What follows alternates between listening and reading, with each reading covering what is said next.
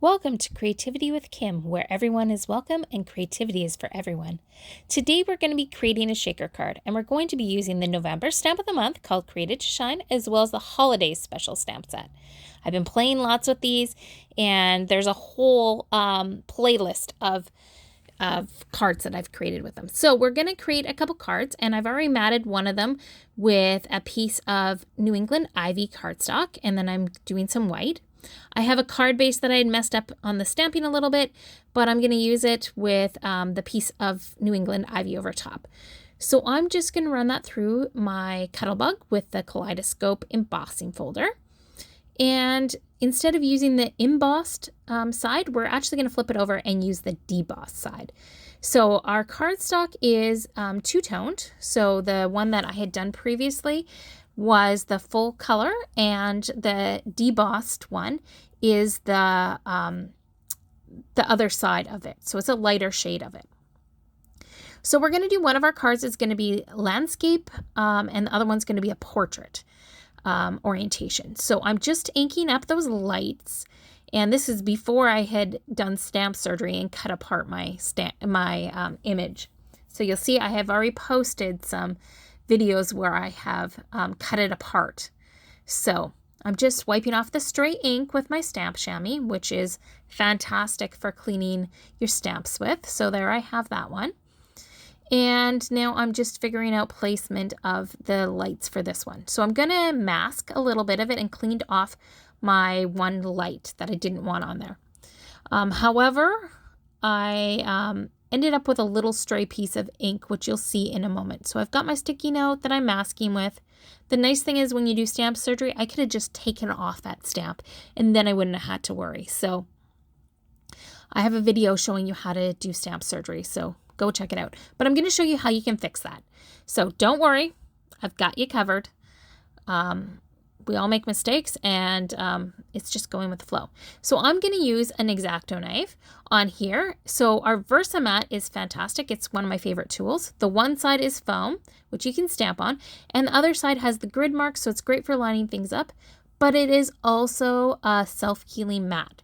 So you can use your knife on here to cut out things, and it's okay. It's not going to wreck it. So I'm just cutting that out so that we can create some shaker areas.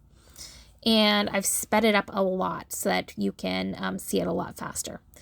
And we're going to end up using the foam from the inside of the shaker and shaker card acetate and foam sets. So there's always foam pieces inside. So we're going to use that. So I'm using the lightest shade of the dull green tri-blend marker to color in that light bulb. Then I am using the darkest shade of the antique pink tri-blend. I'm going to use the darkest shade again on here. I'm going to use the lightest shade of that one on the far one, which you'll see later. I'm using the lightest of the citrus blend, the lightest of the true blue blend, and then I'm going to use the lightest of the dull green again. And then I'll do, like I said, the lightest of the antique pink. So I love our tri-blend markers.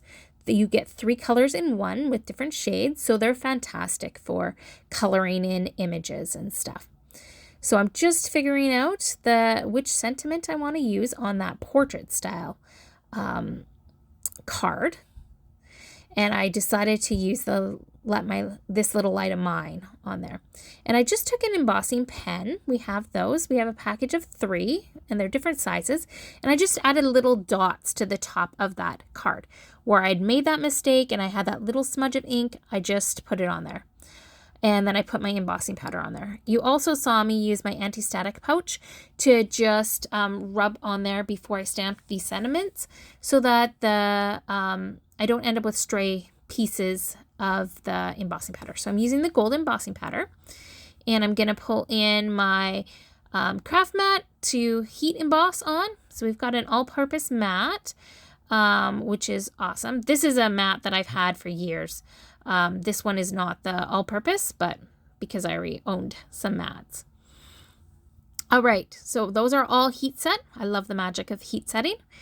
And our acetate windows are larger and I didn't want to waste them. So I just pulled out some old packaging I had And I'm just cutting little chunks to use for backing the back of these windows. And then I just grabbed some sequin tape that I had on hand. So it's a double-sided tape.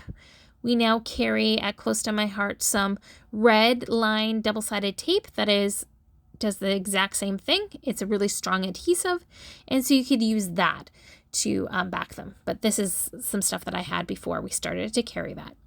So this is an awesome way to just create fun shaker windows.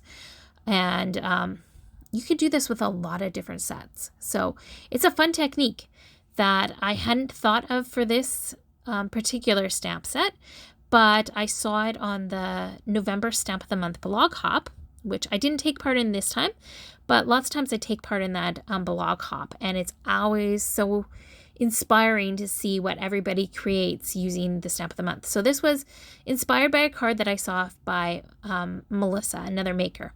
So I've put foam tape all around all of those, the inside bits, and I made sure that it all touches. Now, hindsight, what I should have done is I should have taken my anti-static pouch and rubbed it in there, because then I wouldn't have had the sequins sticking. It just helps so that they don't stick to the edges of the foam tape. So make sure you do that when you create these.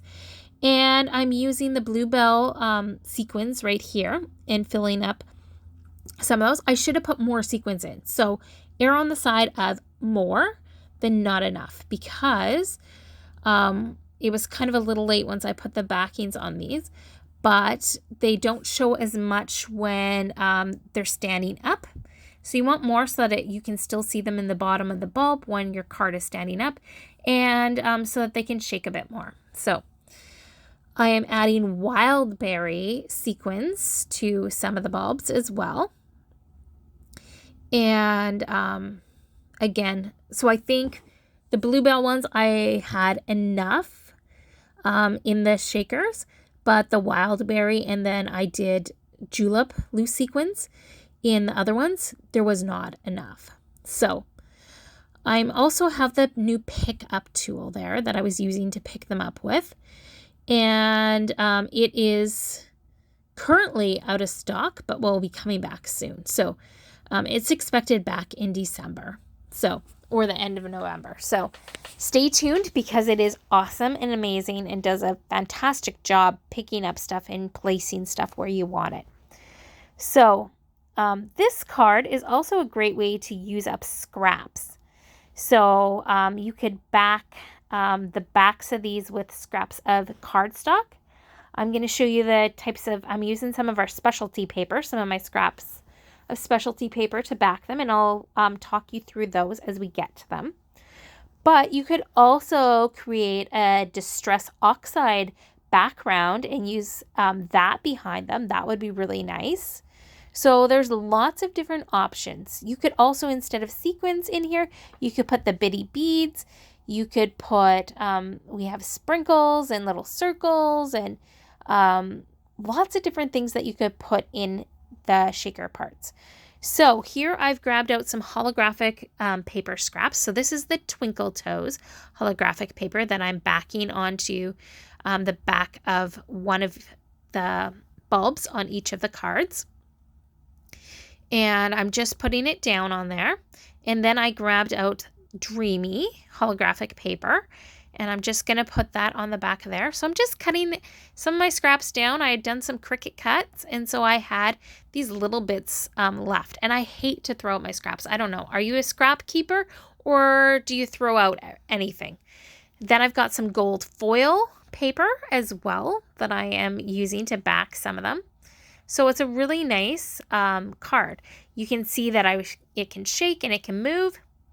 I'm going to add some adhesive to the back of where I have those paper backings. And then I'm also going to add ink to all around it, ink the edges with black. And I had removed all the backings of all those foam tapes. So there you can see both orientations. And I just love the look that they have. Two totally different cards.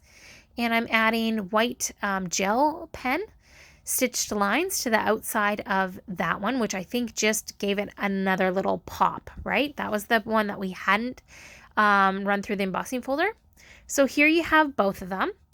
And I would love to know which one you like better. They're both fun, and try this technique. It's a fun way to stretch your stamps and create something with a wow factor. So I hope you learned something new. I'd love to know what you learned. And remember, you can find all of the supplies in the description box, as well as measurements for all the paper. So have a great day, and remember, the November Stamp of the Month is only available for a few more days. Take care. God bless. Bye.